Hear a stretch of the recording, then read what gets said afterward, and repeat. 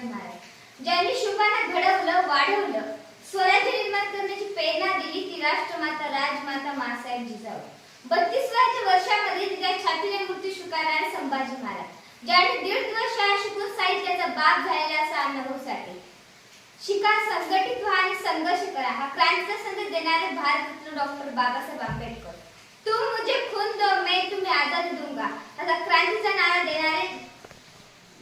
लोकमान्य टिळक या सर्व महापुरुषांना मी अभिवादन करते उपस्थित सर्वांना तुमच्या टाळ्याच्या गजरात स्वागत करते उपस्थित सर्वांना हा प्रश्न पडलाच असेल आज ही मुलगी नेमकं काय मार्गदर्शन करणार आहे तर ऐका माझ्या चेहऱ्याचा रंग कसा असावा ही माझ्या हातात नव्हतं माझ्या चेहऱ्याचा रंग कसा असावा ही माझ्या हातात नव्हतं मी कोणाची पोटी जन्म घ्यावा ही माझ्या हातात नव्हतं मी कोणाची पोटी जन्म घ्यावा ही माझ्या हातात नव्हतं तुमच्या हाताच्या रेषेवर नाही तर हाताच्या मनगटात तुमचं भविष्य ठरलेलं असतं हे सांगायला आले मी राम मंदिर को बहने का पक्ष नहीं मेला यूं राम मंदिर को बहने का पक्ष नहीं मेला यूं गायन भारत चीख रहा है चीख दुल्हने आई हूँ चीख दुल्हने आई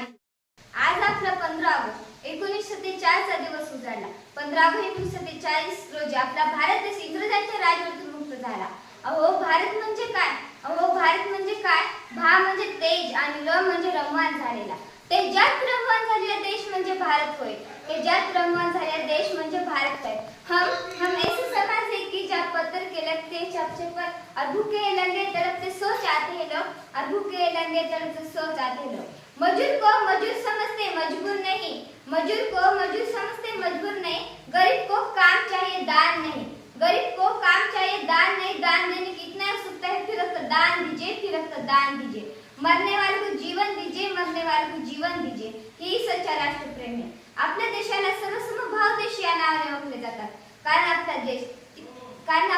तिकडे जवान जनतेच्या रक्षणासाठी डोळ्यात तेल घालून लढतात तिकडे जीव धोक्यात घालून शत्रूशी सामना करतात अब तो हमारा तिरंगा झंडा हमें कुछ नहीं लगा है क्या बात है भारत पहला कपन आर का उस दिन आर का इस दिन क्यों नहीं एक बूढ़ी माँ अपने बेटे को देखकर बोली चित्रों को देखकर बोली कि साफ वर्दी में इंच नहीं कम लेते मैं आधा शरीर कैसे दूं हम आधा शरीर कैसे दूं प्यार भी भरपूर किया माँ का सिंदूर गया और छोटी छोटी बेटियां की छोटियां चले गई और छोटी छोटी बेटियां की छोटियां चली गई और एक आदमी भराए साहब मेरे घर की रोटियां चली गई जाता जाता एवढंच सांगेल तुमच्या मनगटात ताकद आहे सिंहाला हरवण्याची अरे तुमच्या मनगटात ताकद आहे सिंहाला हरवण्याची अरे तुमच्या हृदयात जरब आहे मृत्यूला कोसळण्याची पुन्हा एकदा आभाळाला आवाज द्या आणि तुमचा आमचा आणि आपल्या सर्वांच्या भारतात पुन्हा एकदा सोन्याचा धूर निघू द्या जय हिंद